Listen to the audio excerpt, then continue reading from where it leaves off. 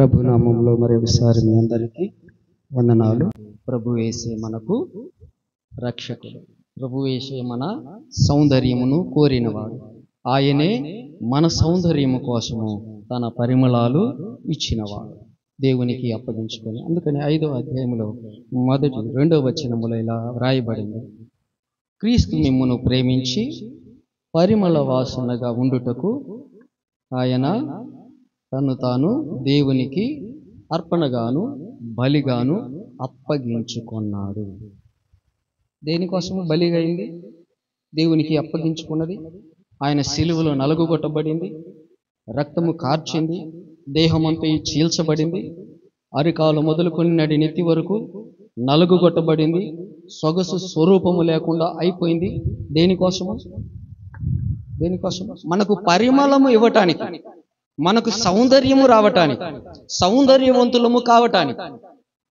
ఆయన సొగసు స్వరూపము కోల్పోయి మనకు సొగసు స్వరూపము సౌందర్యం ఇచ్చాడు. ఆయన 10,000 మందిలో గుర్తింపదగిన వాడు, ధవలవర్ణుడు, రత్నవర్ణుడు, 10,000 మందిలో గుర్తింపదగినవాడు. అంత నరుల కంటే అతి సుందరుడు. అలాంటి సుందరుడు ఆ సుందర స్వరూపం అంతా కోల్పోయి మన సుందరత్వమును కోరుకున్నవాడు. మనల్ని ఆయన సమపోలికగా, ఆయన సమానత్వమైనటువంటి సుందరమైనటువంటి రూపము కలగటానికి ఈ కార్యము జరిగించింది. అందుకని మనం ఆయనకు కృతజ్ఞతాస్తుతులు చెల్లిస్తూ ఉండాలి, ఆయన్ను మహింపరుస్తూ ఉండాలి. ఆయన చేసిన మేలుకు మనము ఎంతైనా రుణస్థులమై ఉన్నాము. ఏమి చేస్తే రుణము తీరుద్ది అని తెలుసుకోవాలి. అయితే ఈ లోకములో ఉన్న ఇంకా తెలియని మనుషులు తెలుసుకోవాల్సిన విషయం, నేనెందుకు దుర్వాసన కలిగి ఉన్నాను, నేనెందుకు అట్లా ఉన్నాను, నేను బ్రహ్మాండంగా ఉన్నాను అని అనుకుంటున్నావే. కీర్తనకారుడు ఇట్లా తెలియచేస్తున్నాడు. ఈరోజు చదువుదాం 38వ అధ్యాయం, కీర్తనల గ్రంథము 38వ అధ్యాయం 3వ వచనము నుండి 11 వచనాలు చదివితే ఇలా తెలియచేయబడుచు ఉన్నది: మానవుడు గ్రహించి తాను ఎట్టి వ్యాధి మనస్సుకు కలిగి ఉన్నాడు, తన ఆత్మకు కలిగి ఉన్నాడు, అర్థం చేసుకొని ప్రభువుకు ఇలా మొరపెడుతూ ఉన్నాడు. ఏమని? నీ కోపాగ్ని వలన ఆరోగ్యము నా శరీరమును విడిచిపోయెను. ఒక్కొక్క మాట చూడండి. కోపం వచ్చింది దేవునికి. దేవుడు ప్రేమ స్వరూపి కదా. దేవుడు లోకమును ఎంతో ప్రేమించాడు. ఇలాంటి ప్రేమించిన వాడు సమస్తమును సృష్టించి, సమస్తమును మనకు జీవ ఆధారకుడు, సమస్తమునకు జీవాధారము కలిగిన వాడు. ఆయన లేకపోతే జీవమే లేదు, ఏ జీవి బ్రతకదు, ఏ నరుడు జీవించలేడు. కనుక సమస్తమునకు జీవాధారకుడు ఆయన. అలాంటి వానికి, ప్రేమతో ఇవన్నీ ఇచ్చే వానికి కోపం వచ్చింది. ఎందుకు కోపం వచ్చింది? దేవుడు పాపమును ప్రోత్సహించేవాడు కాదు, పాపమును మెచ్చుకునేవాడు కాదు, దుష్ట క్రియలను ఆయన ఒప్పుకునేవాడు కాడు. వాటిని ఖండించేవాడు, వాటిని చేయకుండా గద్దించేవాడు, శిక్షించేవాడు కూడా. మనకు కూడా అదే చెప్తుంది ఈ వాక్యము. అంటే దేవుడు ఖండించుటకును, బుద్ధి చెప్పుటకును, నీతి యందు శిక్ష విధించుటకును ప్రయోజనకరమైనటువంటి దైవావేశము వలన కలిగిన ప్రతి లేఖనం, అంటే ప్రతి మాట ఈ వాక్యము, దేవుని వాక్యం. కాబట్టి దీనిని మనకు ఎట్లా ఉపయోగించుకోవాలి అంటే, మనకు బుద్ధి కలగటానికి ఈ వాక్యము ఉపయోగించుకోవాలి. కాబట్టి ఇక్కడ తెలియచేయబడుచున్నది ఏంటి? కోపం వస్తుంది. తప్పు చేసే వారి మీద కోపము. పాపం అంటే ఆయనకు కోపము, పాపి అంటే ఆయనకు ప్రేమ. పాపి అంటే ఆయనకు ప్రేమ, పాపము అంటే ఆయనకు కోపము. దేవునికి కోపం ఏంటి? పాపం అంటే కోపము, ప్రేమ అంటే, పాపి అంటే ప్రేమ. ఎందుకంటే ఆ పాపిని ఆ పాపము నుండి విడుదల చేయాలి. ఆ పాపములో ఉంటే వాడు నశించి నరకానికి పోతాడు. కాబట్టి ఏ ఒక్కరూ నశించి నరకానికి పోవట ఆయనకు ఇష్టము లేదు. అందుకని ఆయన ప్రేమించి లోకాన్ని, అంటే ప్రతి మనిషిని, ప్రతి పాపిని ప్రేమించి ఆ పాపుల కొరకు తన రక్తము చిందించి తనను తాను దేవునికి అప్పగించుకొని నలగగొట్టించుకొని ఆ పాపపు దుర్వాసన, ఆ పాపపు సమస్త క్రియలు, వచ్చిన శిక్ష అంతా కూడా తొలగించి ఆయన తీసుకొని భరించి పాపిని పరిశుద్ధునిగా చేసేదానికి ఆయనకు ఇష్టం. కాబట్టి ఆ విధముగా చేయటానికి ఆయన వచ్చాడు. అయితే ఈ పాపి గ్రహించి ఏమంటున్నాడు? నీ కోపాగ్ని వలన ఆరోగ్యము నా శరీరమును విడిచిపోయెను, నా పాపమును బట్టి నా ఎముకలలో స్వస్థత లేదు, నా దోషములు నా తల మీదుగా పొర్లిపోయినవి, నేను మోయలేని బరువు వలె అవి నా మీద మోపబడి ఉన్నవి. నా మూర్ఖత వలన కలిగిన నా గాయములు దుర్వాసన గలవై స్రవించుచున్నవి. దుర్వాసన ఎట్లా అంటున్నా? గ్రహించాడు. ఏమని? నా మూర్ఖత వలన కలిగిన గాయములు ఎట్లా ఉన్నాయి? దుర్వాసన గలవై ఆ గాయముల నుండి స్రవించుచున్నది. అంటే నీసు, దుర్వాసన గల ఏమంటారు, ఆ ద్రవము కారుతుంది, ఆ నీరు కారుతుంది, దుర్వాసన కొట్టేటువంటి నీరు. ప్రతి ఒక్క మనిషి పైకైతే సుందరంగా ఉన్నాడు కానీ పైన పౌడర్స్, మంచి మంచి స్మెల్ వచ్చేటువంటి స్ప్రేలు కొట్టుకొని గుమాలిస్తా పోతున్నాడు కానీ హృదయానికి వ్యాధి, దుర్వాసన కలిగి ఉన్నాడు. ఆ దుర్వాసన పోవటానికి దేవుడు అట నలగు కొట్టించుకోవాల్సి వచ్చింది. ఆయన అట నలిగిపోవాల్సి వచ్చింది. లేకపోతే ఆయనకు అవసరం లేదు. ఈ పాపిని ప్రేమించి ఆయన కోసం నలుగు కొట్టించుకొని ఆయన అరికాలు మొదలుకొని తల వరకు నలుగు కొట్టబడ్డాడు. సొగసు స్వరూపము లేకుండా అయిపోయాడు. అట్లాంటి గొప్ప త్యాగము చేశాడు. మామూలు త్యాగం కాదు అది. ఎవరికేం పట్టుద్ది? ఆయనకి ఏం పట్టాలి అసలు? ఆయన సమీపింపరాని తేజస్సులో నివసించేవాడు, ఎవడు సమీపించలేడు ఆయన దగ్గరికి. అద్వితీయుడైన దేవుడు, ఆయన శ్రీమంతుడైన దేవుడు. ఇలాంటి దేవుడు అసలు ఈ మానవుడిని ఎందుకు ప్రేమించాడో మరి ఏమి సంగతో అది ఆయనకే తెలియాలా? ఏంటి ప్రభువు అంటే ఒక చోట రాయబడింది, ఆయనకంటే కొంచెము తక్కువ వానిగా చేశాడంట నరుని. ఆయన చేతులతో చేసుకున్నాడంట. అన్నిటినీ కలుగునుగాక అంటే అవి పోయినాయి, అన్ని తీరిపోయి. జంతువులు ఇవన్నీ కూడా కలుగునుగాక అంటేనే కలిగినాయి. భూమిలో నుంచి పుట్టునుగాకంటే పుట్టినాయి సమస్త ప్రాణులు. నీటిలో ఉన్న జలసరములని నీళ్లు సమృద్ధిగా పుట్టించును కాకంటే పుట్టేసినాయి అంతే. కానీ మానవుని మాత్రము తన చేతులతో కోరుకున్నటువంటి విధానముగా చేసుకొని ఆయన కుమారునిగా చేశారు. ఆదాము దేవుని కుమారుడు కాబట్టి ఆయన కుమారునిగా చేసుకున్నారు. ఆ కుమారుడు తప్పిపోయినందువలన, ఆజ్ఞ అతిక్రమము పాపం వచ్చినందువలన, ఆ పాపం ద్వారా ఇన్ని వ్యాధులు, ఇన్ని గాయాలు, ఇంత దుర్వాసన స్రవించేటువంటి పనికి మాలినటువంటి శరీరముగా మారిపోయిన ఆ శరీరమును మరల సుందరమైనటువంటి శరీరముగా, ప్రభువు యొక్క దివ్యమైన మహిమ కలిగినటువంటి శరీరముగా మార్చటానికి ఆయన శరీరము నరుని శరీరముగా మార్చుకొనవలసి వచ్చింది. ఆ పిల్లలు రక్తమాంసములు గలవారైనందున ఆయన కూడా రక్తమాంసములలో పాలివాడాయన. ఫిబ్రవరి 2:14 నుంచి ఉంటే ఆ మాటలు ఉంటాయి. కాబట్టి అలా పాలివాడై జీవితాంతము ఏ మరణమునకు భయపడుతున్నారో ఆ భయము లేకుండా, ఆ మరణము భయము ఆ బలము గల వాణిని విడిపించుటకు ఆయన ఆ మరణాన్ని చంపివేయటానికి వచ్చాడు. ఆ మరణాన్ని జయించటానికి వచ్చాడు. సమస్త మానవులకు సంక్రమించిన మరణాన్ని తప్పించటానికి వచ్చాడు. నిత్య జీవం ఇవ్వటానికి, నిత్య సౌందర్యమైనటువంటి శరీరం ఇవ్వటానికి వచ్చి ఈ కార్యము జరిగించాడు. అయితే మనము తెలుసుకొని నేను ఏ స్థితిలో ఇలా ఉన్నానని ఆలోచన చేసి మనము ఈయన దేవుణ్ణి అడిగితే మనకు సహాయం చేస్తాడు. అయితే ఇక్కడ అంటున్నాడు, నా మూర్ఖత వలన కలిగిన గాయములు దుర్వాసన గలవై స్రవించుచున్నవి, నేను మిక్కిలి కృంగి ఉన్నాను. దినమెల్లా దుఃఖాక్రాంతుడనై సంచరించుచున్నాను. దుఃఖమే సంచరిస్తున్నాము గాని మనుషులకు ఏ దుఃఖము లేదు, ఏ బాధ లేనట్లు నటన చేస్తాము గాని మన హృదయములో ఒక వేదన, బాధ, ఎన్ని రకాలైన బాధలు, వీటన్నీ లోపల అనిసి పెట్టుకొని మామూలుగానే తిరిగినట్టు ఉంటాము కానీ ప్రతి ఒక్క మనిషి తన హృదయములో వ్యాధి కలిగి ఉన్నాడు, తన ఆత్మకు జబ్బు కలిగి ఉన్నాడు.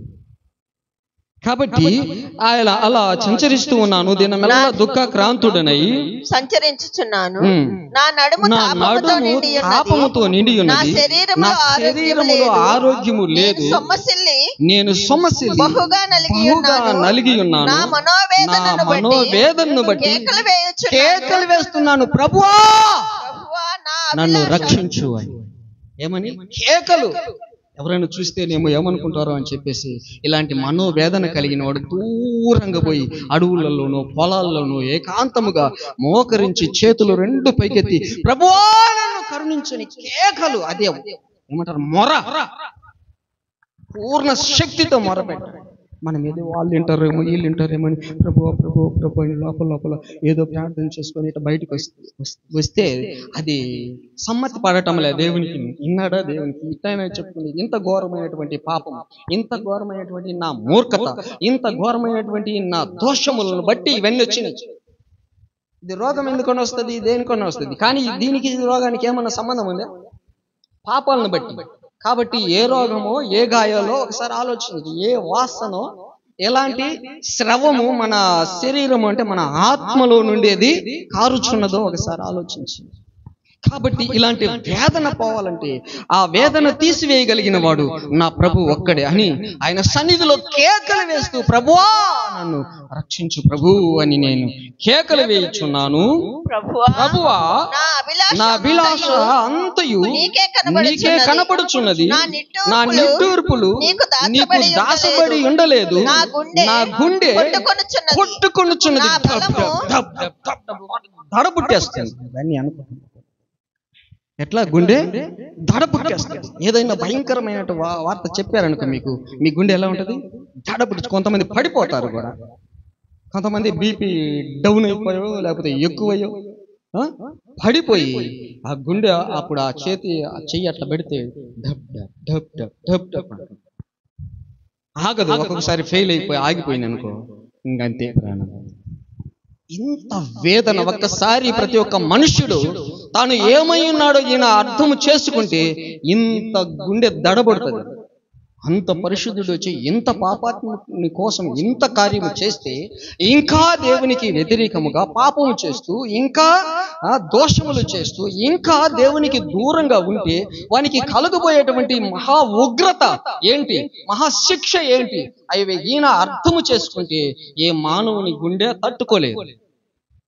ఈయనకు తెలిసింది కనుకనే నా గుండె కొట్టుకుంటుంది ప్రభువా, నేను కేకలేస్తున్నా ప్రభువా, ఇది నా మూర్ఖత వలన నాయన, ఇది నా పాపమును బట్టి నాయన, ఇది నా దోషమును బట్టి నాయన నాకు ఈ విధంగా అవినది. నా అభిలాష అంతా నీకు తెలిసే ఉన్నది నాయన, నా గుండె కొట్టుకొనుచు ఉన్నది.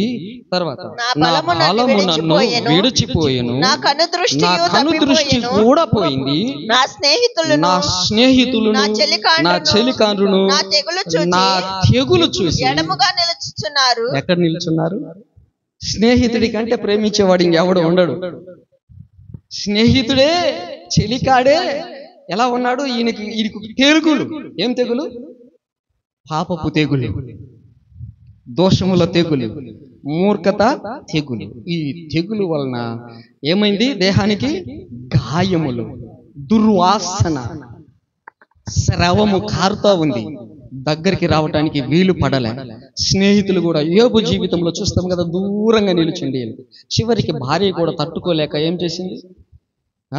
ఎంతకాలము నీ యథార్థత విడవకుండా ఉంటావయ్యా, నీ యథార్థతను విడిచి ఒకసారి ఆ దేవుని దూషించి చావు అని కూడా అని అంత పరిస్థితి వచ్చింది. అయినా ఆయన ఆ వాసనను భరిస్తూ అంత మరి ఓపికతో ఓర్చుకుంటూ ఎలా ఉన్నాడు? ఆ స్థితిలో కూడా ఆమె విడిచి వెళ్తున్నా కానీ ఆమెను నిందించలేదేమో. నిందించకుండా మూర్ఖురాలు మాట్లాడినట్టు మాట్లాడొద్దు తల్లి. మనము దేవుని వలన మేలైతే అనుభవించి సంతోషం, దేవానికి స్తోత్రం అని, కీడు ఇలాంటి పరిస్థితులు అయితే దేవాన్ని దూషించటమా, అది ఎంత వరకు సమంజసం కాదు. కాబట్టి అలా వద్దాడు. అయితే నువ్వే ఏమన్నా చేసుకొని వెళ్ళిపోయింది. అయినా ఆయన యథార్థతను విడిచిపోనా ఇలాంటి పరిస్థితి. కాబట్టి వచ్చిన స్నేహితులు చెలికాళ్ళు దూరంగా నిలబడ్డారు. దగ్గర మాస్క్ లేదా కచ్చి ఏదో ఒకటి ఇట్లా పెట్టుకొని దూరంగా నిలబడ్డారు, కానీ దగ్గరికి రాలేకపోయారు.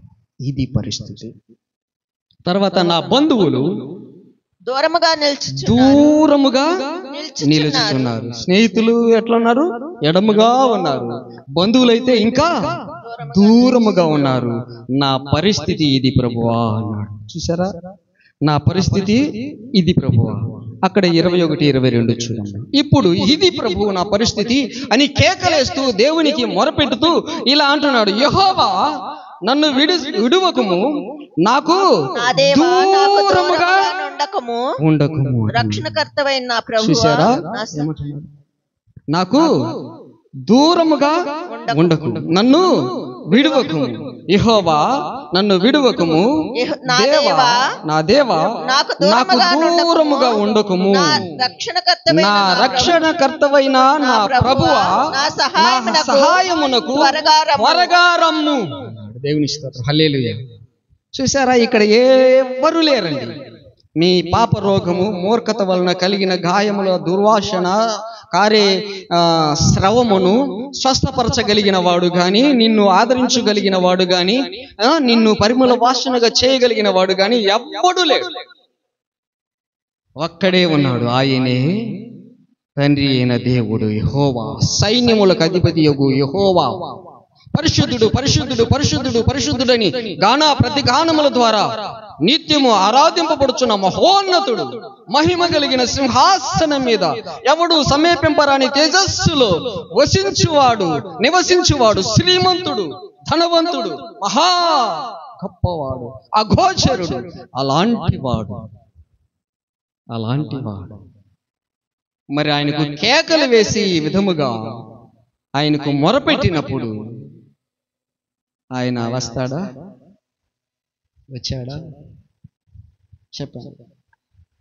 ఇంకా ఆయన తప్పక ఇంకెవరూ లేరు. బంధువులు లేరు, దూరంగా నిలబడి వెళ్ళిపోయారు. స్నేహితులు లేరు, వాళ్ళు దూరంగా నిల్చుండి వెళ్ళిపోయారు. చెలికానులు లేరు, అంటే ప్రాణానికి ప్రాణం పెట్టేటువంటి స్నేహితులు, చెలికాను, అలాంటి వారు కూడా దూరం అయిపోయారు. ఇంకెవ్వరు, బంధువులు అంటే ఇంకా తల్లి కావచ్చు, భార్య కావచ్చు, ఇంకా అన్నదమ్ములు కావచ్చు, ఇలాంటి వారు ఎవరైనా సరే వీళ్ళందరూ కూడా వెళ్ళిపోయారయ్యా. నా పరిస్థితి ఇదైంది, నా మూర్ఖత నాయన, నా దోషము ప్రభువా, అవి నా తల మీదుగా పోయి నేను మోయలేనంతటి నాయన, నా పాపమును బట్టి నాయన ఇట్లా కలిగిన తండ్రి. ఇదంతా పోవాలంటే పాపులను రక్షించుటకు క్రీస్తు యేసు వచ్చాడు. ఎవరు వచ్చారు? సైన్యములకు అధిపతి యెహూ యెహోవా దేవుడు మానవుడై వచ్చాడు. దేవుని స్తోత్రం, హల్లెలూయా. రక్షించటానికి మానవుడై వచ్చాడు. ఇలా మొరపెట్టినప్పుడు నాకు దూరముగా ఉండవద్దు, నాకు నా సహాయము కొరకు త్వరపడి రా. పరమగీతములో 3:6 చూడండి ఒక మాట. పరమగీతములో 3:6 ఇలా చెప్పబడచ్చు అనేది ఒక మాట చూద్దాం. ధూమ స్తంభముల వలె అరణ్య మార్గమున వచ్చు ఇదేమి, గోపరసముతోను సాంబ్రాణితోను వర్తకులమ్ము వివిధమైన సుగంధ సువర్ణములతోను పరిమళించుచు వచ్చు ఇది ఏమి. హల్లెలూయా. ఈయనకేమైంది ఇక్కడ? తన మూర్ఖత వలన కలిగిన గాయములు దుర్వాసన గలవై స్రవించుచు, నా బంధువులు, నా స్నేహితులు, నా చెలికాండ్లు దూరముగా ఉండి వెళ్ళిపోయినారు. నేను ఈ భారము మోయలేకపోతున్నాను, ఈ భారము భరించలేకపోతున్నాను, ఈ వాసనకు ఎవరు తట్టుకోలేకపోతున్నారు.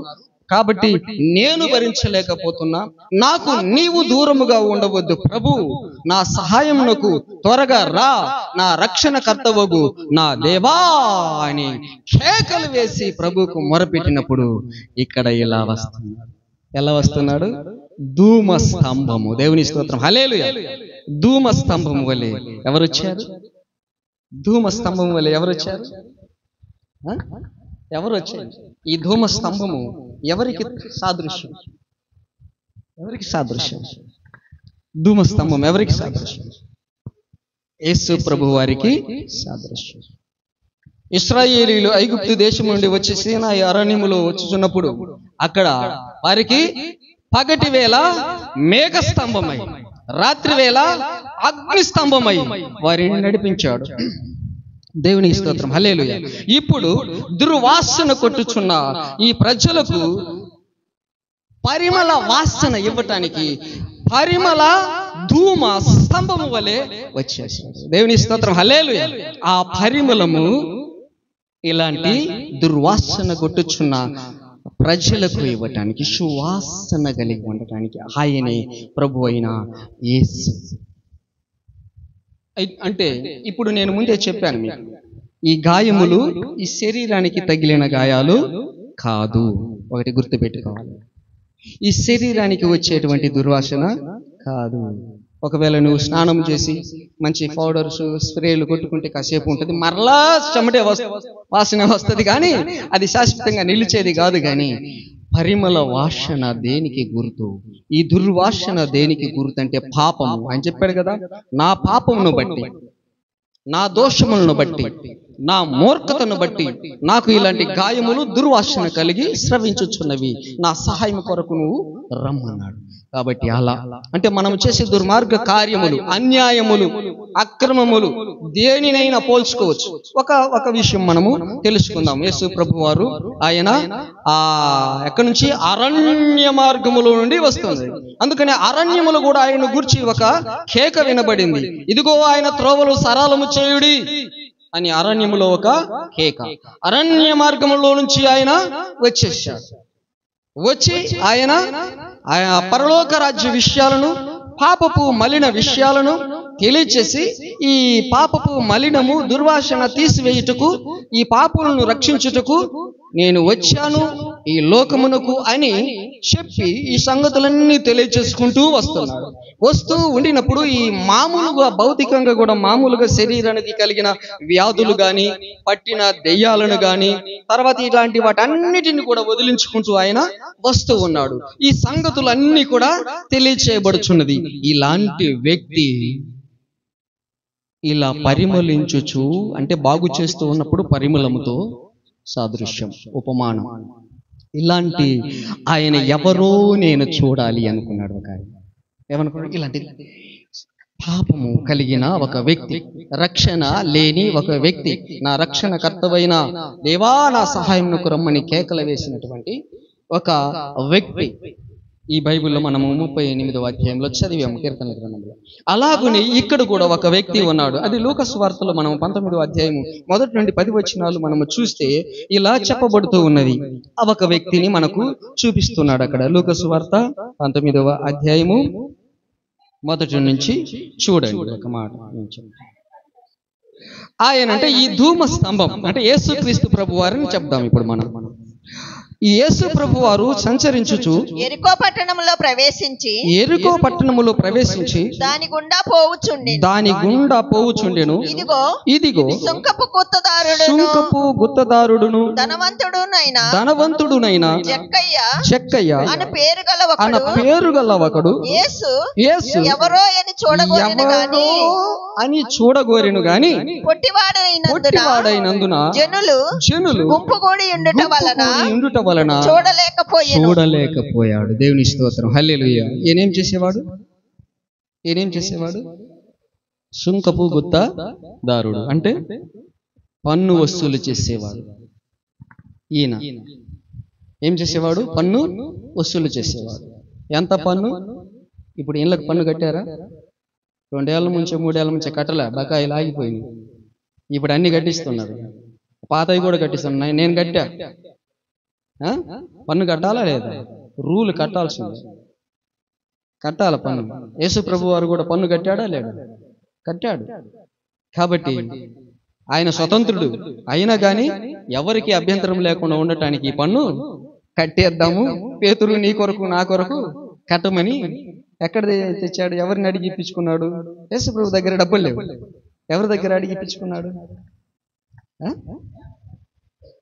నువ్వు సముద్రానికి వెళ్ళు, వల వేయి, మొదట పైకి వచ్చిన ఆ చేప నోట్లో ఒక సెకేలు ఉంటుంది, అర సెకేలు. పన్ను ఎంత కట్టాలా?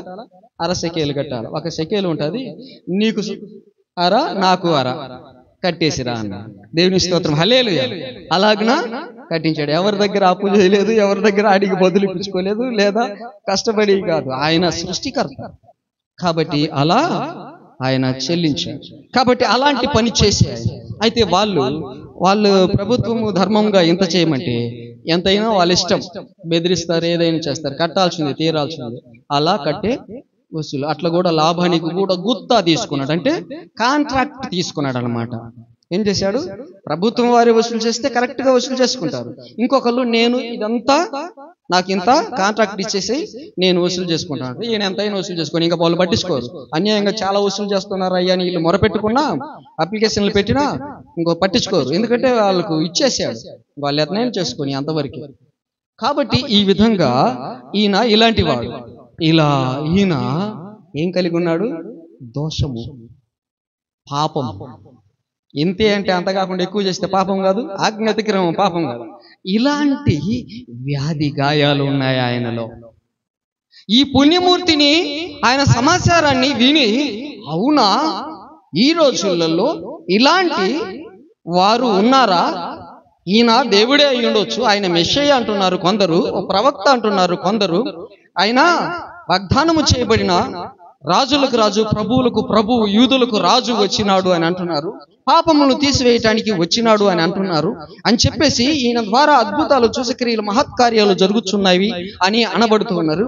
కాబట్టి నేను చూడాలి అనుకున్నాడు. కానీ ప్రజలు గుంపులు గుంపులే, సమూహాలు సమూహాలే ఉన్నందున ఈయన ఎంతవాడు?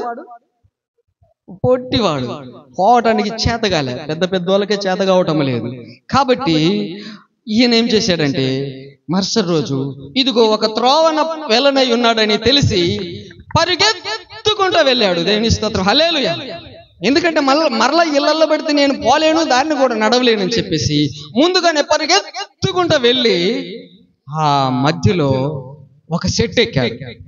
అంటే దారిలోనికి ఎట్టొచ్చి, నిన్న నల్లమల అడవిలో పోతుంటే ఇట్ట కప్పేసిన చెట్లు కూడా ఉన్నాయి రోడ్డు మీదకి, అలాంటి చెట్టు ఎక్కేశాడు.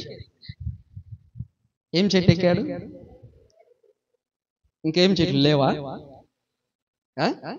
అంటే ఒక దృష్టి, అంటే ఆ మేడి చెట్టు చూడు, మేడి పండు చూడు, మేలిమయ్యుండును, పొట్ట విప్పి చూడు, కురుగులుండును. ఈయన జక్కయ్య కూడా పైకి చూస్తే ఆ మేలు మీద బ్రహ్మాండంగా ఉన్నాడు, కానీ లోపల ఈ గాయములు, దోషాలను బట్టి, పాపాలను బట్టి, అతిక్రమములను బట్టి, మూర్ఖతను బట్టి కలిగిన గాయాలు, దుర్వాసన, శ్రవము ఉంది, కానీ పైకి కనబడదు. ఈ మేడి పండు కూడా అలాగే. కాబట్టి అలాంటి పరిస్థితి ఈయనను వర్ణించి చెప్పటానికి ఈ మేడి చెట్టును ఆడ ఉపయోగించాడు. అదే చెట్టు ఈయనలో ఇలాంటి లోపల ఇలాంటి స్థితి ఉంది అని తెలియచేయటానికి అన్నమాట. కాబట్టి ఎక్కి ఆయన ఎవరో చూడాలి అని అనుకున్నాడు. అప్పుడు యేసు ఆ చోటికి వచ్చినప్పుడు కన్నులెత్తి చూసి జక్కయ్య త్వరగా దిగుము, నేడు నేను ఇంట ఉండవలసి ఉన్నది అని అతనితో చెప్పగా అతడు త్వరగా దిగి సంతోషముగా ఆయనను ఇంటిలోనికి చేర్చుకున్నాడు. దేవుని స్తోత్రం, హల్లెలూయా. ఇప్పుడు ఏమైంది? ఆశ్చర్యపోయాడు. వెళ్ళాడు, చెట్టు దగ్గరికి నిలిచాడు, ఇట్లా చూశాడు. జక్కయ్య అని పేరు పెట్టి పిలిచాడు. నీవు త్వరగా దిగు, నేను నీ ఇంట ఈరోజు ఉండవలసి ఉన్నది అని అన్నాడు. ఆయన త్వరగా దిగి ఆయనను ఇంట చేర్చుకున్నాడు. ఇంట చేర్చుకున్నప్పుడు ఏమైంది? అందరూ అది చూసి ఈయన పాపి అయిన మనిషి యొద్ద, ఏ మనిషి అంట? పాపి. ఇప్పుడు అర్థమైందా? పాపములను బట్టి గాయాలు, దోషములను బట్టి గాయాలు, తర్వాత మూర్ఖతను బట్టి గాయాలు. అవన్నీ ఎలా ఉన్నాయి? దుర్వాసన గలవై స్రవించుచున్నాయి. ఇక్కడ ఏమని చెప్తున్నారు? పాపి అని ఒక ముద్ర వేయబడినాయి. ఇలాంటి దుర్వాసన గలవాడు అంటే చెడ్డ పేరు. దుర్వాసనకు సాదృశ్యం, దుర్వాసనకు సాదృశ్యము చెడ్డ పేరు. ప్రజలు అసహించుకునేటట్టు, అబ్బే మంచోడు కాదు అనేది. రోగం అంటే నిజంగానే గాయం పడి అది చీములు గారుతూ దుర్వాసన వచ్చే స్థితి కాదు, అది ఆత్మకు. అందుకని ప్రభు మొట్టమొదట ప్రసంగంలో ఏమన్నాడంటే, ఆత్మ విషయమై దీనులైన వారు ధన్యులు, పరలోక రాజ్యము వారిది. హృదయ శుద్ధి గలవారు ధన్యులు, వారు దేవుని చూచెదరు. ఇలా చెప్పాడనమాట. శుద్ధి, ఈయన హృదయములో శుద్ధి లేదు, హృదయములో పాపము ఉంది. అందుకనే మనస్సుకు పాపము, మనస్సుకు గాయాలు, హృదయానికి గాయాలు. అందుకని మారు మనస్సు పొందు అన్నాడు. ఏషం మార్చుకోవటం కాదు. చాలా మంది ఏషాలు మార్చుకుంటున్నారు కానీ లోపల మనస్సు మాత్రం మారటంలే. పైకి తెల్లని వస్త్రాలు ధరించుకుంటారు కానీ లోపల అంతా కుళ్ళు. సమాధులకు బాగా సున్నమేసి తెల్లగా ఉంటాయి, వాటి లోపల అంత కుళ్ళు ఉంది అని ప్రభువారు అన్నారు. అలాగనే అలాంటి సమాధుల్లాగా తెల్లని రంగులు, తెల్లని బట్టలు ధరించుకుంటారు కానీ లోపల అంతా కుళ్ళుంది, కుళ్ళుతో దుర్వాసనతో నిండి ఉంది అని దేవుడు తెలియజేస్తున్నాడు. కాబట్టి ఇక్కడ పైకి మనిషి బాగానే ఉన్నాడు కానీ లోపల అంత కుళ్ళు, అంతా పాపము ఉందన్నమాట. కాబట్టి వారిని పాపులుగా లెక్కించాడు. పాపి అయినా ఈ మనుషుని ఇంటికి చాలా సణుగుతూ ఉన్నారు అనమాట. చాలా సణుగుతున్నాడు. అక్కడికి వెళ్ళదు, ఇక్కడికి వెళ్ళొద్దు అని ఏమన్నాడు? చాలా సణుక్కుంటూ ఉన్నాడు అనమాట. పాపి అలాంటి వాళ్ళతో మనకేం సవాలు? అలాంటి వాళ్ళు ఇప్పుడు కూడా చాలా సంఘాలలో వేరే వాళ్ళతో సహవాసం చేయరు, వెళ్ళరు. వాళ్ళతో వాళ్ళకి ఏ కార్యానికి కానీ ఏ విషయానికి కానీ వెళ్ళరు. ఎందుకంటే నేను పరిశుద్ధురాలిని అని. కానీ ప్రభు పరిశుద్ధుడి కాదా? ప్రభు పరిశుద్ధుడి కాదా? ఆయన ఏమన్నా పాపం ఉందా? మరి ఆయన వెళ్తే ఇప్పుడు ఇళ్లల్లో అంత పరిశుద్ధులై ఉన్నారా? ఇదంతా ఎందుకు లేని ప్రభు ఏమన్నాడంటే, ఆయన మార్కు స్వార్తలో ఒక మాట రాయింది, 1:17, 2:17 అనుకుంటే చూడండి.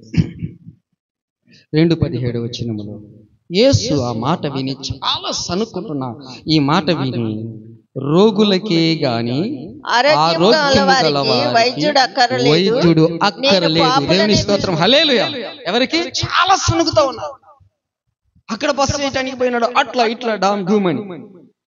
మాలాంటి మంచి యాజకుల ఇంటి దగ్గరికి రావాలి కదా, పరిసయ్యుల ఇంటికి రావాలి కదా, మాతో కలిసి ఉండాలి కానీ వాళ్ళతో కలవకూడదు కదా. వాడు అలాగే చావాలి. ఇలా దృష్టి ఏంటి? వాడికి పోకూడదు, వాడి దగ్గరికి వాడు బాగా కాకూడదు. ఇప్పుడు నీది నాది ఆలోచన ఎలా ఉంది? వాళ్ళు అలాగే పోవాలనే నీ కోరిక. ప్రార్థనకు రాలేదు, యేసు ప్రభు నమ్ముకోలేదు, పాపాల్లోనే ఉన్నారు, పాపమే చేస్తున్నారు. అయితే వాడు ఆ పాపంలోనే పోవాలనే నీ కోరిక. పోవద్దా? వానికి ఆ పాపం అర్థమయ్యేటట్టు నీవు పరిశుద్ధురాలివి, నీతిమంతుడివి అయినట్లుగా నీ వెలుగు వానికి కనబడవద్దా?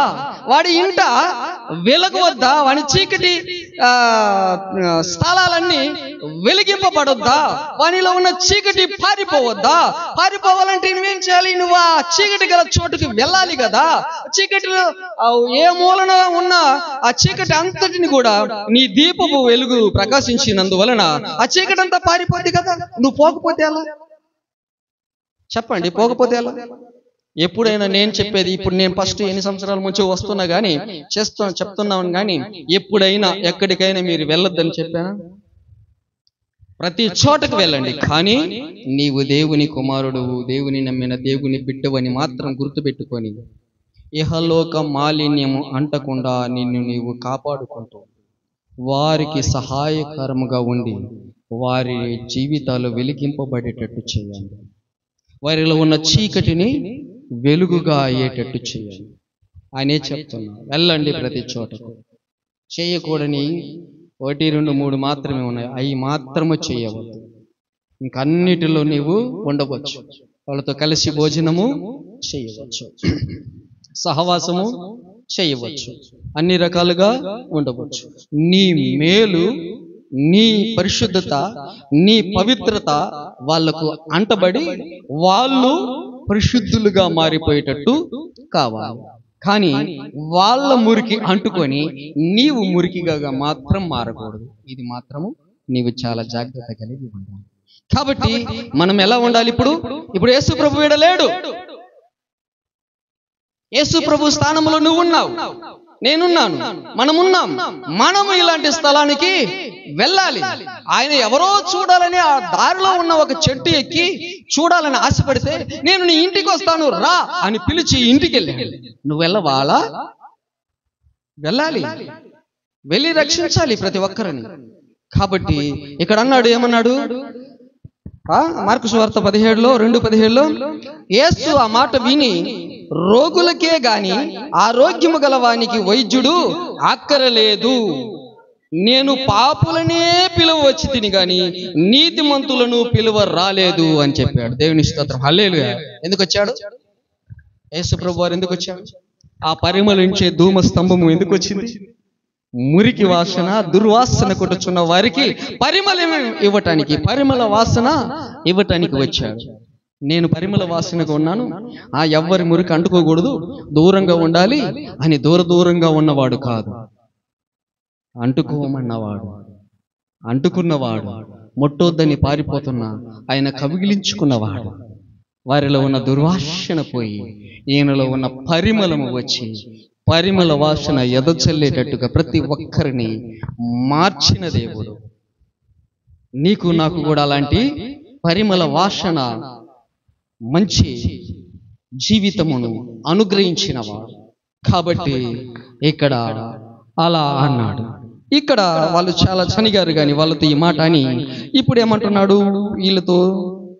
ఈయనతో జక్కయ్య. ఇప్పుడు 17వ వచనం చూడండి. అందరూ అది చూసి ఈయన పాపి అయిన మనుష్యుని యొద్ద బస చేయ వెళ్ళెను అని చాలా సనుగుకొనిరి.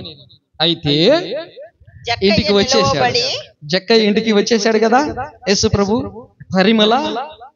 పరిమళ సువాసన భరితమైన ధూమ స్తంభము ఈ మురికి గల జీవితంలోనికి, ఈ ఇంటిలోనికి వచ్చేసినప్పుడు ఇప్పుడు జక్కయ్య ఏమంటున్నాడు? జక్కయ్య నిలవబడి, ఇదిగో ప్రభువా, నా ఆస్తిలో సగము బీదలకు ఇస్తానన్నాడు. దేవుని స్తోత్రం, హల్లెలూయా.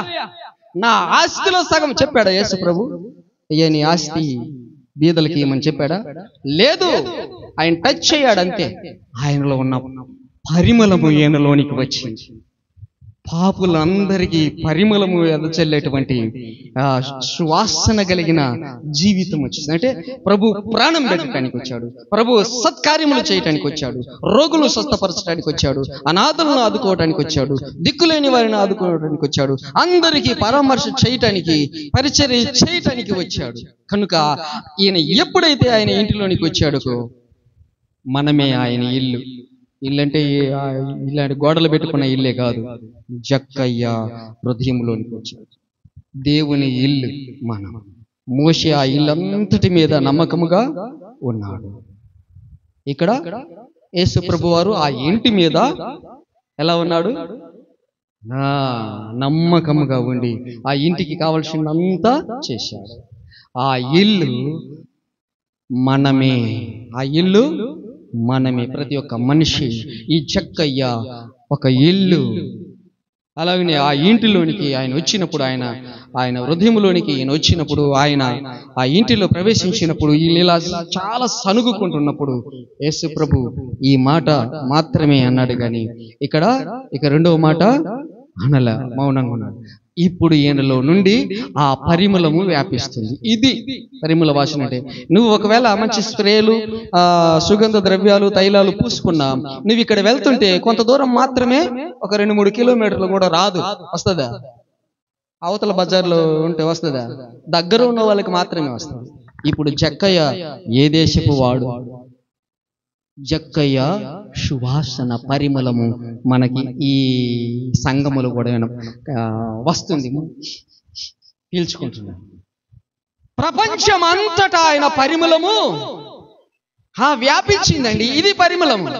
పరిమళం అంటే మీరు ఇది మామూలుగా పైన కొట్టుకునేది అనుకోబాకండి. ఈ రోగము దుర్వాసన అంటే కూడా ఈ శరీరానికి ఎవరికో వచ్చిందిలే అని అనుకోబాకండి. అది కాదు, నీ ఆత్మకి రోగం ఉంది, పాపపు రోగము. నీ హృదయానికి రోగం ఉంది, పాపపు రోగము. ఇది పోవాలంటే ఈ పరిమళ ధూమ స్తంభము అంటే యేసు ప్రభు వారు మనల్ని టచ్ చేస్తేనే, మనలోనికి వస్తేనే, ఆయన చిందించిన రక్తము ద్వారా నలగొట్టుకున్న విధానమును బట్టి మనకు పరిమళము వ్యాపిస్తూ ఉంది. ఇప్పుడు ఎప్పుడైతే వచ్చాడో ఈయన పరిమళం ఏమైంది, నా ఆస్తిలో సగము బీదలకు ఇస్తా. తర్వాత ఇదిగో నేను ఎవరి యొద్దనైనను అన్యాయముగా దేనినైనను తీసుకొనిన ఎడల అతనికి 4 గంతలు చెల్లిస్తానన్నాడు. దేవుని స్తోత్రం, హల్లెలూయా. ఎంత పరిమళం సగం పేదలకు ఇచ్చినా అన్యాయంగా వసూలు చేసిన వారు అనుకుంటారు, మా దగ్గర అంతా వసూలు చేసి వాడికి ఇచ్చాడులే, మా సొమ్మె అదంతా దానం చేసింది అని అనుకుంటూనే ఉంటాడు కదా. వీళ్ళకు దుర్వాసనగానే ఉంటాడు. వీళ్ళకి ఎలా ఉంటాడు, అన్యాయంగా వసూలు చేసిన వాళ్ళకి ఎలా ఉంటాడు, దుర్వాసనగా ఉంటాడు. ఇచ్చిన వాళ్ళేమో అబ్బా మంచాడు అంటే అబ్బా మంచాడు, మా కాడ వసూలు చేసి మీకు ఇచ్చాడు కానీ అని. అవునా కదా? కాబట్టి ఇలా అంటారు. కాబట్టి ఈయనంటున్నాడు, ఎక్కడ కూడా నేను దుర్వాసన కొట్టకూడదు, ప్రతి ఒక్కరికి పరిమళ వాసనగా ఉండాలా. ఎవరి దగ్గరైనా అన్యాయముగా నేను 1 రూపాయి తీసుకుంటే వానికి 4 రూపాయలు ఇచ్చేస్తాను. దేవుని స్తోత్రం, హల్లెలూయా. ఇక వాడంటే అబ్బా అప్పుడు వసూలు చేశాడు కానీ ఇప్పుడు ఇచ్చాడయ్యా, ఎంత మంచోడో అని. ఈ పరిమళము వ్యాపిస్తుంది. అంత ఆస్తులు సగం బీదలకు ఇచ్చేశాడు. ఇప్పుడు ఎవరి దగ్గరైనా అన్యాయంగా వసూలు చేసిన వానికి 4 గంటలు ఇచ్చాడు. నిద్రొస్తుందమ్మా, నిద్రొస్తుందా? సరే, 4 గంటలు ఇస్తానన్నాడు. ఇప్పుడు ఏమైంది, ఈయన బాగా లెక్కేసుకున్నాడు. నీకు అర్థం కాలే, బాగా లెక్కేసుకున్నాడు. నీకు అర్థం కాలే. పితృపారంపర్యం, పెద్దలు సంపాదించిన పిత్రార్జితం ఆస్తి, ఈ వసూలు చేసుకొని సంపాదించుకున్న ఆస్తి కాదు. అంతా వసూలు చేసింది అయితే ఇంకా ఈయన చెల్లించేది ఏముంది, ఏమీ లేదు. పితృపరంపరంగా ఆయన ధనవంతుడైన జక్కయ్య. ఆయన ఎలాంటి వాడు, ధనవంతుడు, గుత్త వసూలు చేసేవాడు. కాబట్టి ఈయనకు పెద్దల ఆస్తి కూడా ఉంది అనమాట. కాబట్టి ఆస్తిలో సగం ఇచ్చేస్తాడు. ఈ సగం ఎందుకు ఉంచుకున్నాడంటే ఎవని యొద్దనైనా అన్యాయంగా వసూలు చేసిన వానికి 4 గంటలు చెల్లించడానికి సరిపోతుంది కనుక అంతా వీళ్ళకు చెల్లించేశాడు. ఇప్పుడు జక్కయ్య దగ్గర ఏముంది, పెద్ద ధనవంతుడు. ఏముంది, ఏమీ లేదు, సరిపోయింది. చూసారా, ఏమీ లేదు, సరిపోయింది. అందరికీ పరిమళ వాసనగా ఉంది. జక్కయ్య దగ్గర ఏముంది, రక్షణ. దేవుని స్తోత్రం. అలా చెప్పే వరకు ఇప్పుడు ప్రభు అంటున్నాడు చూడమ్మా, అందుకు యేసు ఇతడును అబ్రహాము కుమారుడే. దేవుని స్తోత్రం, హల్లెలూయా. ఇప్పుడు ఎవరి కుమారుడైనాడు, ఇంతకుముందు అబ్రహాము కుమారుడు కాదు, ఇప్పుడు అబ్రహాము కుమారుడే. ఎందుకనగా నేడు ఈ ఇంటికి రక్షణ వచ్చి ఉన్నది. దేవుని స్తోత్రం, హల్లెలూయా.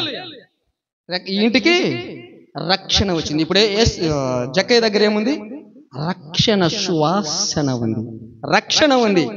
జక్కయ్య దగ్గర ఏముంది, ధనము లేదు, ఆస్తి లేదు, రక్షణ ఉంది. రక్షణ సువాసన గుమాలిస్తూ ఉన్నాడు.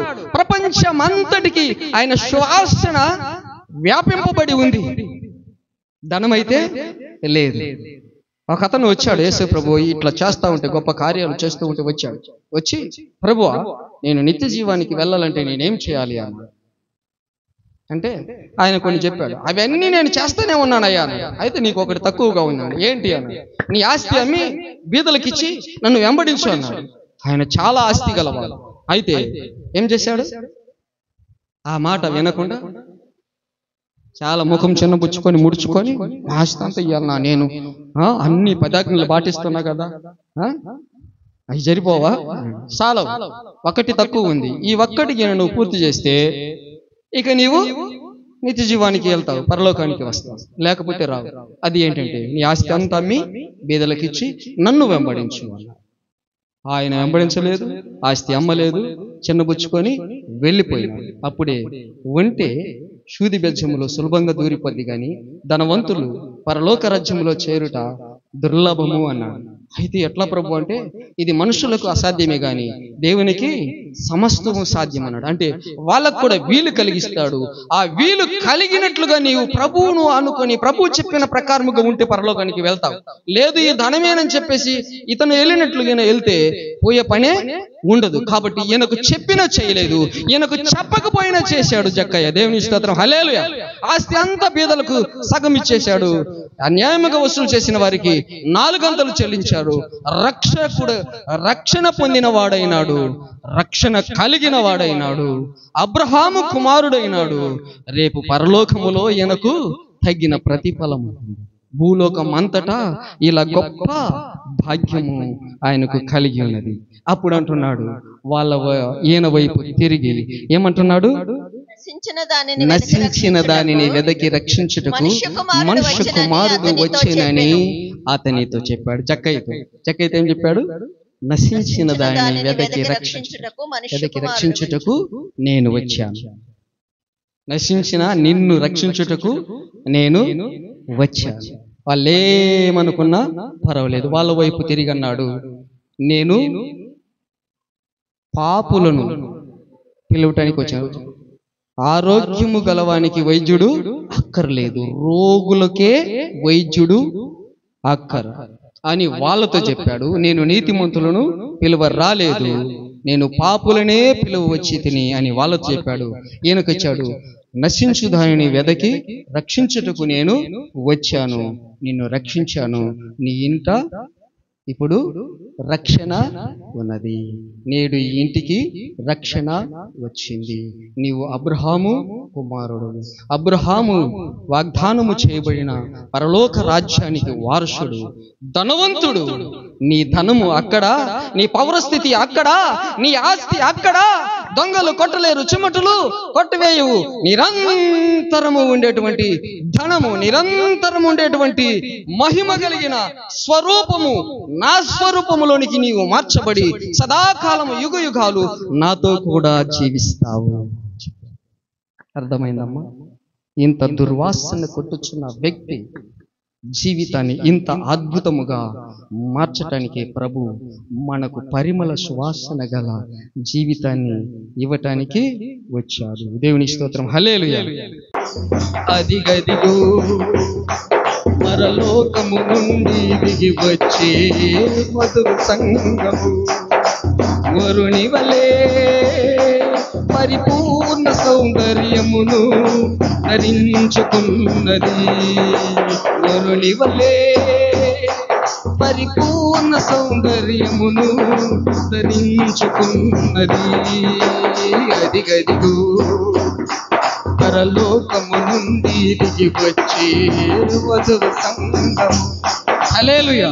ప్రియా దేవుని సంగమా, సహోదరి సహోదరులారా, ప్రతి ఒక్కరు కూడా ఇలా సిద్ధపడి ఆయన రక్తములో కడుగబడి ఆయన ద్వారా పరిమళ వాసనగా మారి రక్షణ పొంది ఈ లోకములో నుండి దేవుని పరదైష్కు చేర్చబడుతూ ఉన్నారు.